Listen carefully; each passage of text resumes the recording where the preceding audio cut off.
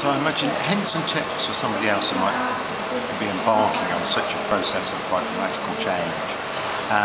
We talked a bit about leadership, but I think there's something about personal resilience for people who are leading this. Your confidence will take you back to ring at times.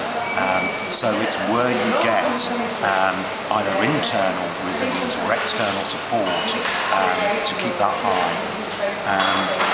And it could be other forms of support that you or individuals within your team might need through this process, because it is a turbulent one in some ways.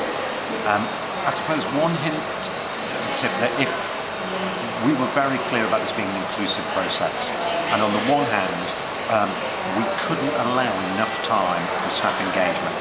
Staff need the time and the space to think about these issues, to respond to them, to discuss them, understand them and plan for them. However, we couldn't have whole periods of time where we were stuck in one place. So there's a way in which you can have to allow for that engagement, but also be moving people to the next stage of thinking, the next stage of working. And one way that we did this was, in that 6-month period, we just said we'd have a monthly away day.